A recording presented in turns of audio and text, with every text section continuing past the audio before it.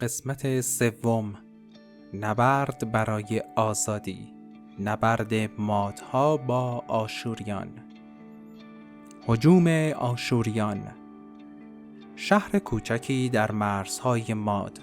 خانه ها در آتش می سوزند.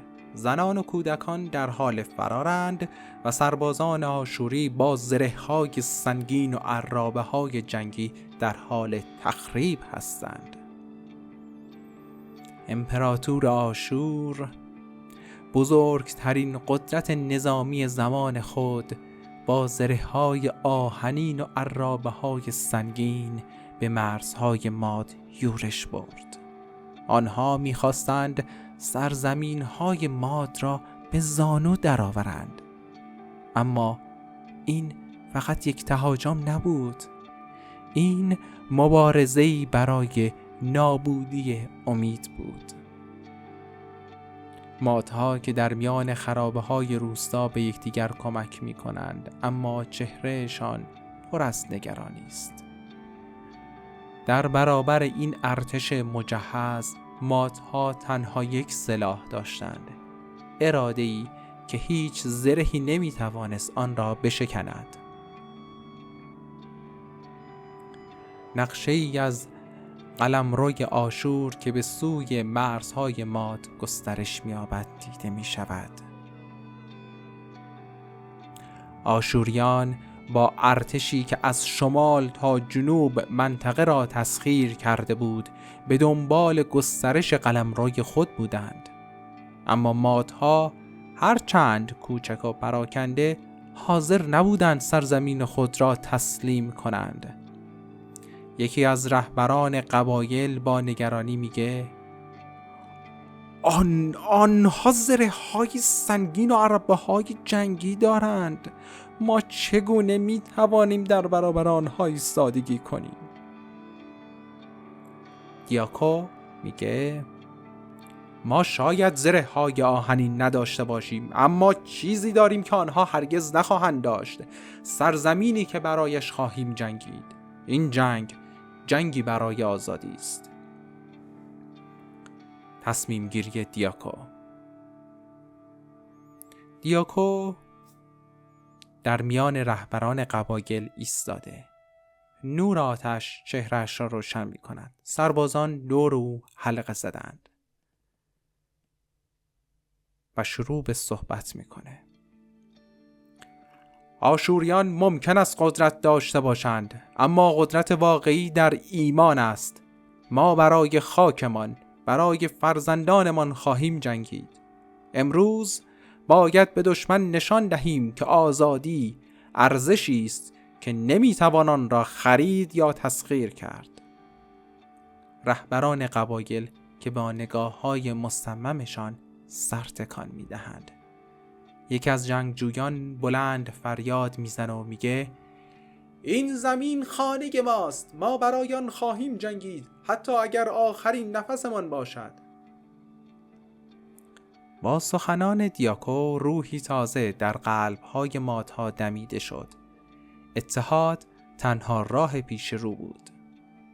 نبردی حماسی. میدان نبرد. مادها با لباسهای ساده و سلاح‌های ابتدایی در برابر ارتش مجهز آشوری صف‌آرایی کردند. دیاکو با شناختی که از زمین ماد داشت، استراتژی طراحی کرد که قدرت آشوریان را به ضعف تبدیل کرد.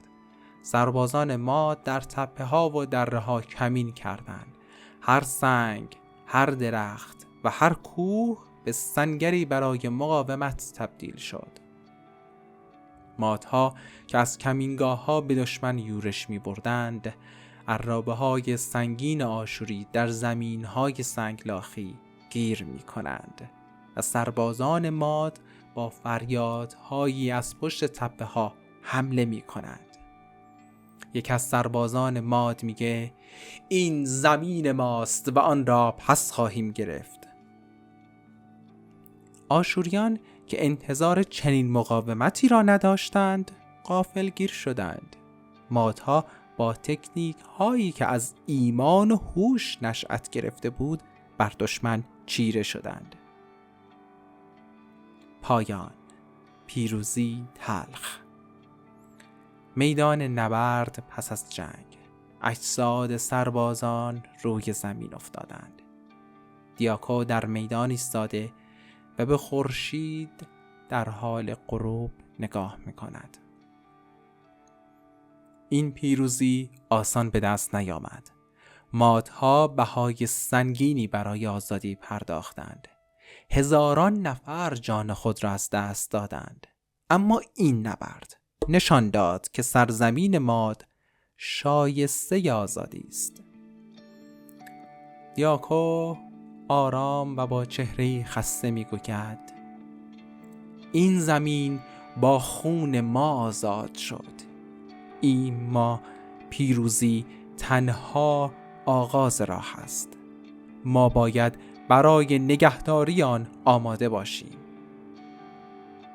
مردم ماد که در حال سوگواری برای از دست رفتگانشان هستند، اما در نگاه‌هایشان میتوان امید را دید. مادها با این نبرد نه تنها از مرزهای خود دفاع کردند، بلکه نشان دادند که آزادی ارزشی است که بهای خون و ایمان به دست می آید. پرچم‌های مادها که بر فراز کوه‌ها برافراشته شدند نمایان است. صدای باد همراه با موسیقی پرشکوه که از آن ایجاد می شود شنیده می شود. مادها ملتی کوچک اما بزرگ در اراده با این نبرد مسیر تاریخ خود را تغییر دادند. این پیروزی آغاز راهی بود که آنها را به شکوه و افتخار رساند.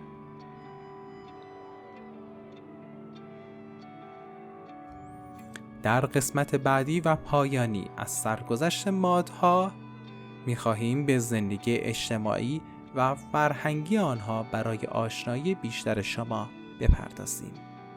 منتظر باشید.